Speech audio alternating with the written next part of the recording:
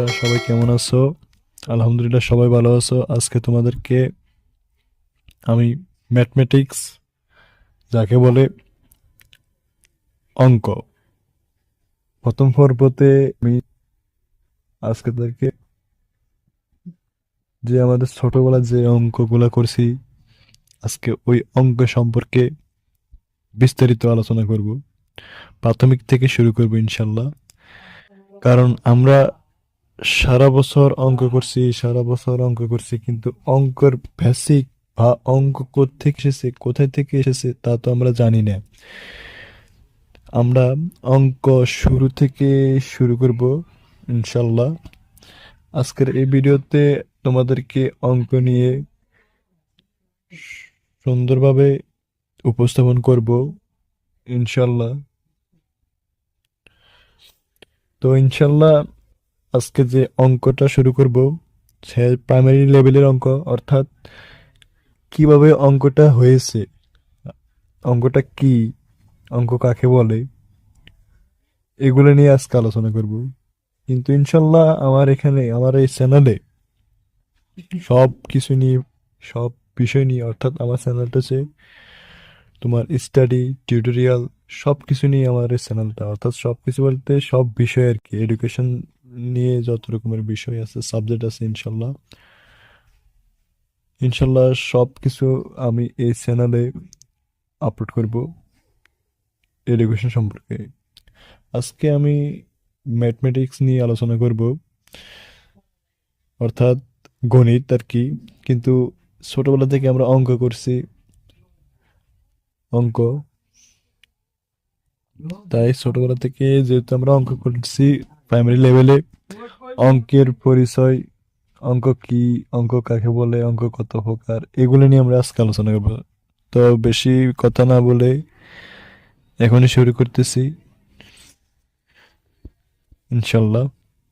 তো আজকে আমি যেহেতু অঙ্ক নিয়ে কথা বলবো, অঙ্ক নিয়ে রিসার্চ করব, অঙ্ক নিয়ে ভাবতেছি, সেহেতু আজকে অঙ্ক নিয়ে শুরু করতেছি। তো ইনশাল্লাহ, বিসমিল্লাহির রহমানির রহিম। অঙ্ক প্রশ্ন হচ্ছে যে অঙ্ক কি? অঙ্ক হলো, শুরু করতে হবে যে অঙ্ক হলো দিয়ে। তাহলে হলো অঙ্ক হলো গণিত প্রকাশের সাংকেতিক চিহ্ন। এখন যদি বলি অঙ্ক কাকে বলে, তাহলে যেরকম প্রশ্ন ওইরকম ভাবে উত্তর দিতে হবে। তাহলে প্রশ্ন হচ্ছে কি, অঙ্ক কাকে বলে? তাহলে উত্তরে ঠিক ওইরকম ভাবে দিতে হবে, যেহেতু বলছে কাকে বলে। তাহলে সংখ্যা গঠনের জন্য গঠনের জন্য যে প্রতীক যে যে প্রতীক চিহ্ন যে প্রতীক চিহ্ন ব্যবহৃত হয় তাকে অঙ্ক বলে। তাকে কি বলে? অঙ্ক বলে। তো অঙ্ক যেহেতু মানে সংজ্ঞা দিলাম কি, যেহেতু অঙ্ক কি, অঙ্ক হলো মানে যেরকম প্রশ্ন ওরকম উত্তর দিতে হবে। তাহলে অঙ্ক হলো গণিত প্রকাশের সাংকেতিক চিহ্ন। আর অঙ্ক কাকে বলে, তাহলে কাকে বলতে হবে সরণের জন্য যে প্রতীক চিহ্ন ব্যবহার হয়। এখানে অঙ্কগুলো হলো অঙ্ক অঙ্কগুলো হলো 0 থেকে 9 পর্যন্ত। 0 থেকে 9 পর্যন্ত। তাহলে তাহলে 0 থেকে 9 পর্যন্ত এগুলো হচ্ছে কি, অঙ্ক। তাহলে 0 থেকে 9 পর্যন্ত এগুলো হলো অঙ্ক। তাহলে আমরা এখন শিখলাম যে অঙ্ক কি। অঙ্ক হলো গণিত প্রকাশের সাংকেতিক চিহ্ন। আর যেরকম প্রশ্ন ওইরকম আনসার দিতে হবে। তো এখানে অঙ্ক বলতে অর্থাৎ প্রশ্ন হচ্ছে যে অঙ্ক কাকে বলে, তাহলে উত্তর হবে যে সংখ্যা গঠনের জন্য যে প্রতীক চিহ্ন ব্যবহার হয় তাকে অঙ্ক বলে। তাহলে অঙ্ক কোনগুলো? 0, 1, 2, 3, 4, 5, 6, 7, 8, 9। এই 0 থেকে 9 পর্যন্ত, এই 0 থেকে 9 পর্যন্ত এগুলো হচ্ছে কি অঙ্ক। তাহলে আমরা বলতে পারি যে অঙ্ক হলো 0 থেকে 9 পর্যন্ত এগুলো হচ্ছে অঙ্ক। এখন আমরা অঙ্ক কত প্রকার? অঙ্ক হচ্ছে 2 প্রকার।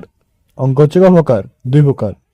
তাহলে আমরা লিখতে পারি যে প্রশ্ন হতে পারে যে এরকম যে অঙ্ক হলো 2 প্রকার। অঙ্ক কত প্রকার? প্রশ্ন হলো অঙ্ক কত প্রকার? অঙ্ক হলো 2 প্রকার। অঙ্ক 2 প্রকার, যথা আমরা 1 দিয়ে লিখতে পারি যে সার্থক অঙ্ক। সার্থক অঙ্ক। 2 সহকারী অঙ্ক। সহকারী অঙ্ক।